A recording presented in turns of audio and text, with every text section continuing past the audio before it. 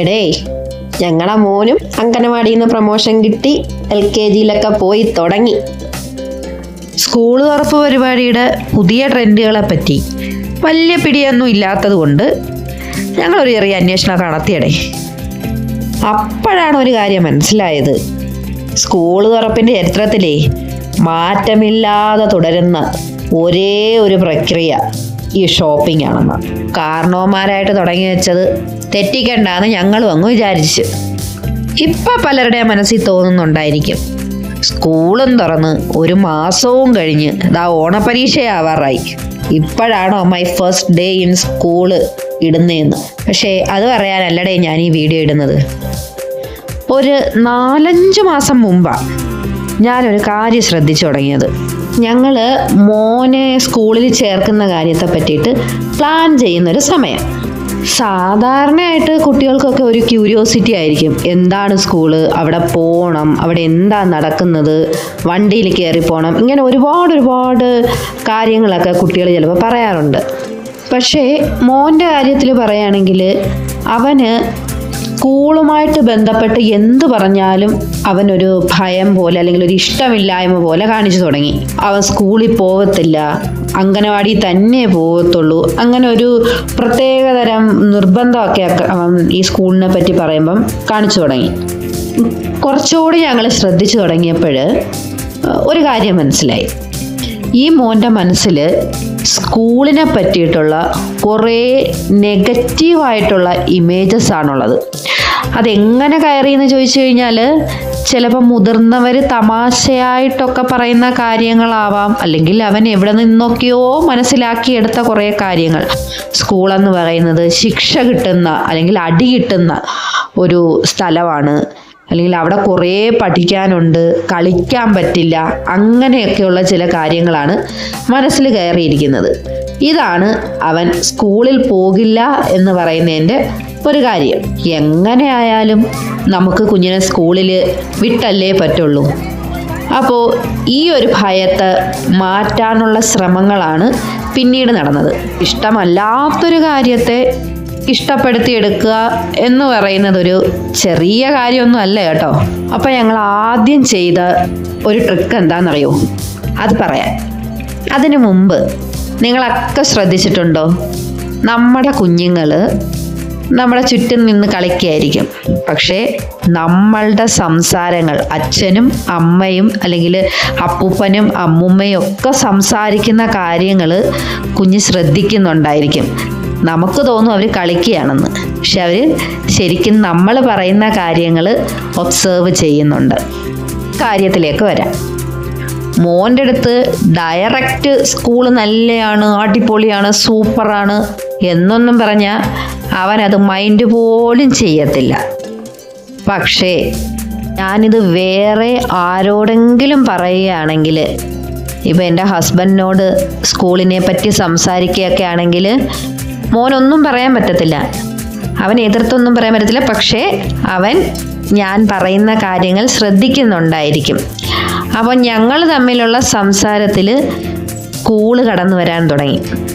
സ്കൂളിനെ പറ്റിയിട്ടും സ്കൂളിൽ ഫ്രണ്ട്സിനെ പറ്റിയിട്ടും അവിടെ ഉണ്ടായിരുന്ന പല തമാശകളെ പറ്റിയിട്ടും പലതവണ ഡിസ്കസ് ചെയ്യാൻ തുടങ്ങി. ഇത് മോൻ ശ്രദ്ധിക്കുകയും ചെയ്യുന്നുണ്ടായിരുന്നു. കുറച്ച് ദിവസമൊക്കെ കഴിഞ്ഞപ്പോൾ ഉണ്ടല്ലോ, മോൻ തന്നെ നമ്മൾ ഈ ഡിസ്കസ് ചെയ്യുന്ന കാര്യങ്ങളെ പറ്റിയിട്ട് സംശയങ്ങൾ ചോദിക്കാൻ തുടങ്ങി.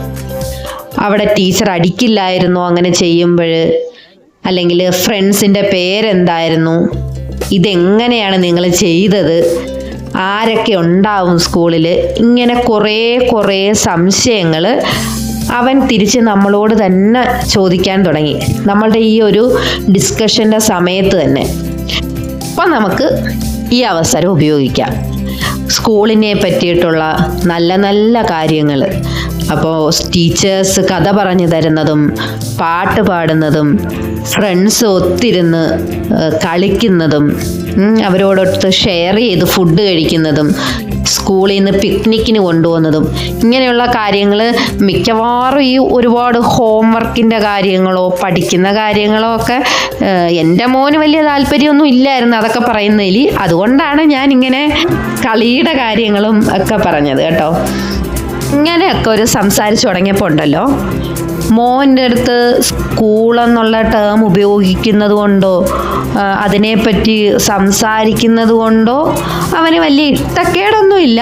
എന്നാൽ സ്കൂൾ അങ്ങ് ഭയങ്കര ഇഷ്ടമായി തുടങ്ങിയിട്ടും ഇല്ല. അവൻ വേണ്ടാന്നൊന്നും പറയത്തില്ല, സ്കൂളിൽ പോവില്ല എന്നൊന്നും പറയത്തില്ല. പക്ഷേ അങ്ങനെ ഒരു അവൻ്റെ ഭാഗത്തു നിന്നൊരു പോസിറ്റീവ് ആറ്റിറ്റ്യൂഡൊന്നും ഇല്ലായിരുന്നു. അപ്പം നമുക്ക് ഇവൻ്റെ അടുത്ത് ഓപ്പണായിട്ട് സ്കൂളിൻ്റെ കാര്യങ്ങൾ പറയാമെന്നൊരു ലെവൽ എത്തിയിട്ടുണ്ടായിരുന്നു.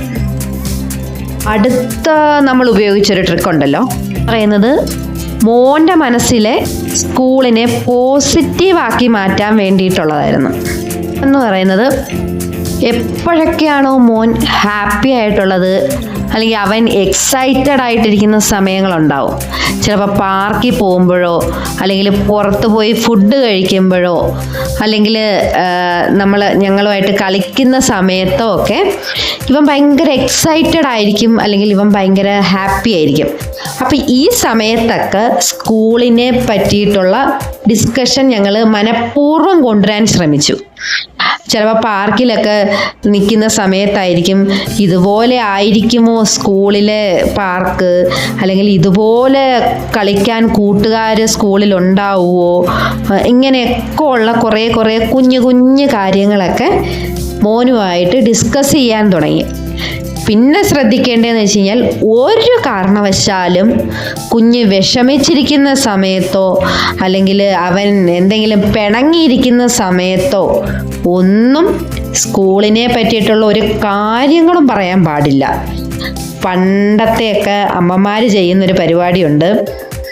കുഞ്ഞുങ്ങളൊക്കെ എന്തെങ്കിലും വിഷമിച്ചിരിക്കുന്ന സമയത്തോ അല്ലെങ്കിൽ ഭയന്നിരിക്കുന്ന സമയത്തോ ഒക്കെ പറയും, സ്കൂളിൽ ചെല്ലട്ടെ, ടീച്ചറിൻ്റെ അടുത്ത് പറഞ്ഞു കൊടുക്കും, അല്ലെങ്കിൽ ടീച്ചറിനെ കൊണ്ട് അടി വാങ്ങിപ്പിച്ച് കൊടുക്കും.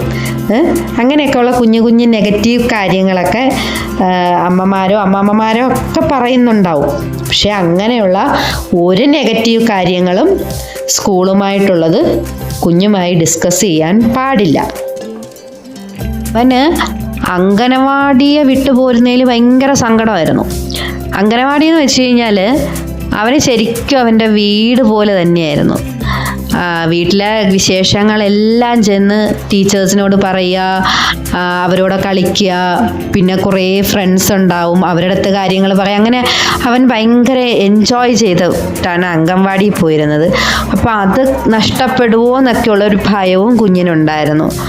അതിനെല്ലാം ഓവർകം ചെയ്യുന്ന രീതിയിൽ വേണം നമ്മൾ കുഞ്ഞിൻ്റെ മനസ്സിലേക്ക് സ്കൂളെന്ന് പറയുന്ന ഒരു കോൺസെപ്റ്റിനെ ഫിക്സ് ചെയ്യാനായിട്ട്.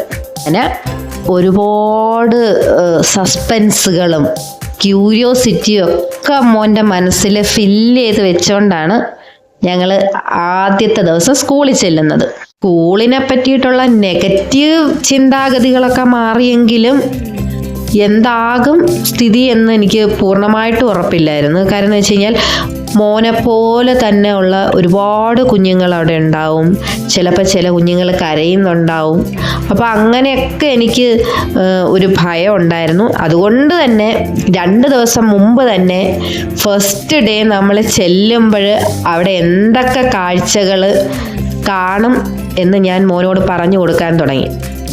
അവിടെ ചെല്ലുമ്പോൾ ടീച്ചേഴ്സ് ഉണ്ടാവും, അവർ കൈ പിടിച്ച് ഒരു ക്ലാസ്സിൽ കൊണ്ടിരുത്തും. അവിടെ ഇരുന്നിട്ടാണ് നിങ്ങൾ കളിക്കുന്നത്. അവിടെ ചെയർ ഉണ്ടാവും, ടേബിൾ ഉണ്ടാവും, പിന്നെ കളിക്കാൻ പുതിയ കുറേ ഫ്രണ്ട്സ് ഉണ്ടാവും. ഇങ്ങനെ ചില കുഞ്ഞുങ്ങൾ പിന്നീട് കരയുന്നുണ്ടാവും. അംഗനവാടിയിൽ പുതിയ കുഞ്ഞുങ്ങളൊക്കെ വരുമ്പോൾ കരയില്ലേ, അതുപോലെ വേറെ കുഞ്ഞു ഫ്രണ്ട്സൊക്കെ വരുമ്പം അവർ കരയും. അപ്പോൾ സമാധാനിപ്പിക്കണം. ഇങ്ങനെ അവൻ്റെ മനസ്സിൽ ഒരു ഫസ്റ്റ് ഡേ ക്ലാസ്സിൽ ചെല്ലുമ്പോൾ പ്രതീക്ഷിക്കാവുന്ന കുറേ കാര്യങ്ങൾ, അത് കൂടുതലും ഇങ്ങനെയുള്ള കരച്ചിൽ, കുഞ്ഞുങ്ങളുടെ നിർബന്ധങ്ങൾ, ഇതൊക്കെയാണ് കൂടുതൽ പറഞ്ഞു കൊടുത്തത്. അപ്പോൾ അവൻ അതിന് മെൻ്റലി പ്രിപ്പയർഡ് ആകാൻ വേണ്ടിയിട്ടാണ് അങ്ങനെ ചെയ്തത്. എനിക്ക് തോന്നുന്നു അത് ഈ ഒരു ഫസ്റ്റ് ഡേയിൽ അത് നന്നായി വർക്ക് ചെയ്തു. അവൻ കുറേ കാര്യങ്ങൾ എക്സ്പെക്റ്റ് ചെയ്തിരുന്നു.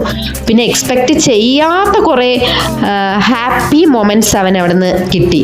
ശരിക്കും ഒരു ഉത്സവ അന്തരീക്ഷമായിരുന്നു സ്കൂളിൽ. ഇപ്പം നല്ലൊരു അവർക്ക് സ്വീകരണമാണ് കിട്ടിയത്. അപ്പം അതൊക്കെ അവനെ ഭയങ്കരമായിട്ട് എക്സൈറ്റഡ് ആക്കിയിട്ടുണ്ടായിരുന്നു. എനിക്ക് തോന്നുന്നു സ്കൂളിൻ്റെ അറ്റ്മോസ്ഫിയർ അവന് വല്ലാതെ ഇഷ്ടപ്പെട്ടിട്ടുണ്ടെന്ന് തോന്നുന്നു. നമ്മൾ പണ്ട് കാലം തൊട്ട് അവൻ ഞാൻ എൻ്റെ സ്കൂൾ കാണിച്ചു കൊടുക്കും, നമ്മൾ പോകുന്ന വഴിക്കുള്ള സ്കൂളുകളൊക്കെ കാണിച്ചു കൊടുക്കുമായിരുന്നു. അപ്പോൾ അതിൽ നിന്നെല്ലാം വ്യത്യസ്തമായിട്ട് കുറേ ചെടികളും പാർക്കും സ്റ്റാച്യുവും ഒക്കെ ഉള്ള ഒരു സ്കൂൾ അന്തരീക്ഷം, അല്ലെങ്കിൽ ഒരു ട്രഡീഷണൽ സ്കൂൾ അന്തരീക്ഷം ഇല്ലാത്തൊരു സ്ഥലത്തേക്ക് അവൻ പെട്ടെന്ന് കയറി ചെന്നത്. ഫസ്റ്റ് അങ്ങനെ പ്രശ്നങ്ങളൊന്നും തന്നെ ഇല്ലാതെ സന്തോഷകരമായിട്ട് കടന്നുപോയി. അപ്പം ഇനി സെക്കൻഡ് ഡേ തൊട്ടാണല്ലോ പരിപാടികളുടെ തുടക്കം. അപ്പം ഇന്ന് തൊട്ട് ഒറ്റയ്ക്ക് സ്കൂൾ ബസ്സിൽ കയറി പോകേണ്ടതുണ്ട്. അപ്പം എന്താകും എന്നുള്ളത് നമുക്കെല്ലാം മനസ്സിലൊരു ടെൻഷൻ ഉണ്ടായിരുന്നു. പക്ഷെ ആൾ വന്ന് നിൽപ്പുണ്ട്, റെഡി ആയിട്ടൊക്കെ ഹാപ്പി ആയിട്ടൊക്കെ നിൽക്കുവാണ്. എങ്ങനെയാണ് ബസ്സിൽ പോകുന്നത്, ഇങ്ങനെയുള്ള ഭയങ്കര സംശയങ്ങളൊക്കെ ചോദിച്ച് നിൽക്കുകയാണ് കേട്ടോ. എല്ലാവരും കൂടെ യാത്രയാക്കാൻ വന്ന് നിൽക്കുക. ഒരു കുഞ്ഞു മനുഷ്യനെ യാത്രയാക്കാനാണ് ഇത്ര ആൾക്കാർ നിൽക്കുന്നത്. അച്ചാമ്മയും അച്ചാച്ചനും അച്ചായിയും എല്ലാവരും ടെൻഷനിലാണ് കേട്ടോ. എന്താണ് ഇനി സംഭവിക്കാൻ പോകുന്നതെന്ന് അറിയത്തില്ല. അത് മനസ്സിലാക്കിക്കൊണ്ട് അവൻ ഇടയ്ക്കിടയ്ക്ക് ഓരോ കള്ളച്ചിരിച്ചിരിക്കും കേട്ടോ. അങ്ങനെ ബസ് വന്നു, മോൻ അതിൽ കയറി ഹാപ്പി ആയിട്ട് പോയി കേട്ടോ. അപ്പോൾ ഇതാണ് ഞങ്ങൾ മോനെ സന്തോഷമായിട്ട് സ്കൂളിലേക്ക് വിടാൻ വേണ്ടിയിട്ട് ഉപയോഗിച്ച ട്രിക്കുകൾ. അപ്പോൾ ഇത് ആർക്കെങ്കിലുമൊക്കെ ഉപകരിക്കുമെങ്കിൽ പ്രയോജനപ്പെടട്ടെ എന്ന് വിചാരിച്ചിട്ടാണ് ഇങ്ങനൊരു വീഡിയോ ചെയ്യുന്നത്. അപ്പോൾ ഇതുവരെ ശ്രദ്ധിച്ചിരുന്ന് കണ്ട എല്ലാവർക്കും ഒത്തിരി നന്ദിയോടുകൂടി നിർത്തുന്നു. Thank you.